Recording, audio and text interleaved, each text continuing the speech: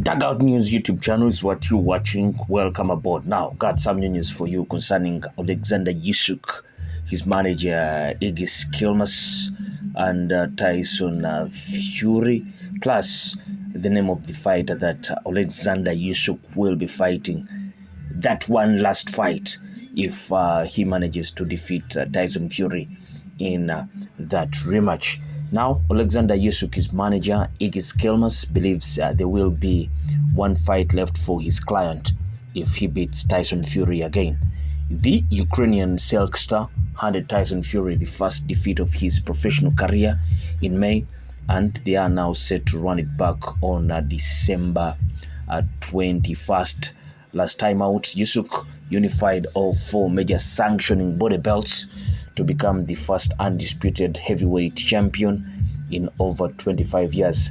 However, their rematch will only be for the WBA, WBC, and WBO titles after the IBF stripped Usyk due to his contractual obligation to give Fury a second fight rather than face their mandatory Daniel Dubois.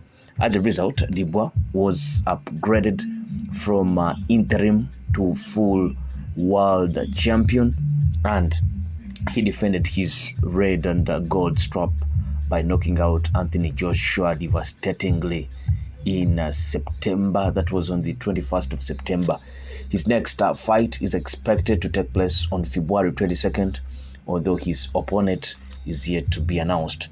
Providing he gets through it unscathed and Usyk beats Tyson Fury again, Egis Klimas thinks a fight with Daniel Dynamite Dubois Triple D for the undisputed crown is the only fight left for Usyk. Would we set up a fight with Dubois if Usyk beats Fury? Absolutely, Egis Klimas told Boxing King Media.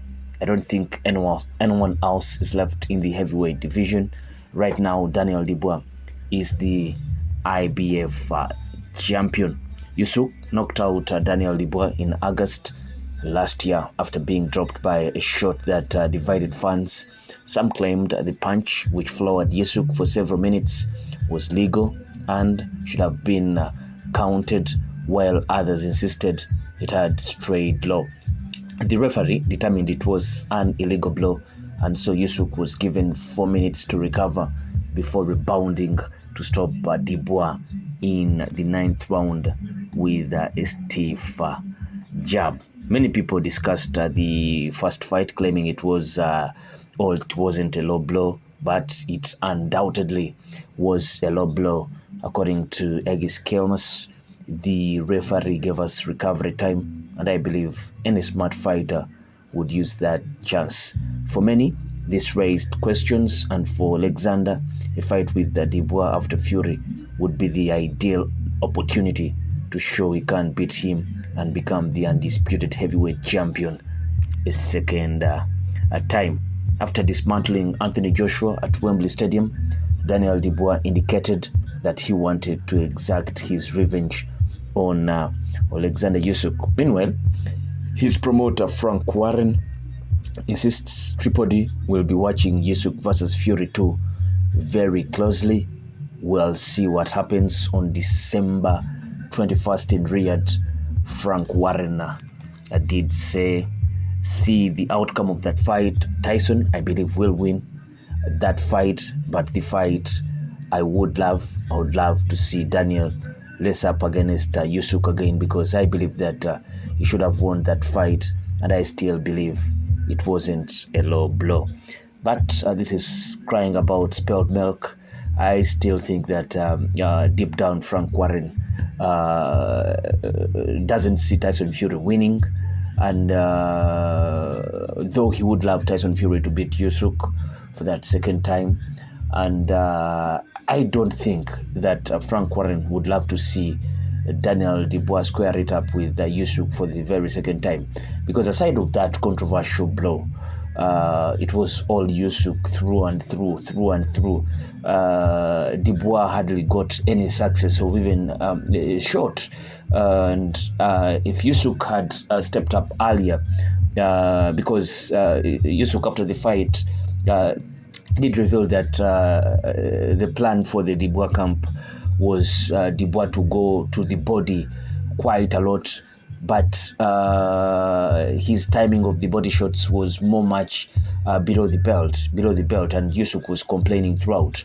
There weren't those clean body shots like we saw the one that Batabiev launched out at Usyk in their amateur days. It wasn't that clear body shot, for God's sake. So I think for Team Dubois to claim that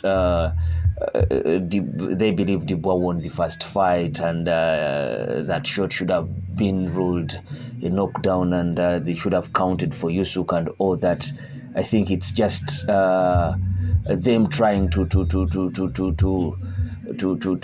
cry over spilled milk and forwarding lazy claims. In this case, I believe Usyk dominated fair and square, and maybe the confidence that now Dubois has for knocking out Anthony Joshua, he thinks that he can correct the wrongs in that Usyk fight, but it will be more of more than he did in that Anthony Joshua fight, because Usyk is a different prey, and if you want to kill that prey and chew it up, you have to be on your A game, or more than your A game. You have to have an extraordinary game plan to try and annihilate Oleksandr Usyk. And after that round, Usyk stepped on the gas and raised levels, and you definitely saw that it was a knockout coming at any time. And Dubois coming in thinking that I'm going to knock out Usyk, get that one perfect shot, and that is going to end up chewing a lot of those left hands from Usyk, and like that perfect jab that did knock out or knock down Dubois, and eventually him retiring in that 9th round. But what do you think of all this? The Usyk team is ready. If they beat up on Tyson Fury, which I think they will be doing on December 21st, they will be left with only one fight, according to Egis Klimas. That is the Daniel Dubois fight. And hey, it will be an opportunity for Daniel Dubois to exact revenge on Usyk, and it will be a hell of a fight. So many people will be anticipating, having seen how Dubois has transformed from that loss to Usyk and beat up on guys like Jarrell Big Baby Mira, Filip Hogovic, Anthony Joshua. He seems to be beaming with confidence and in the highest of form.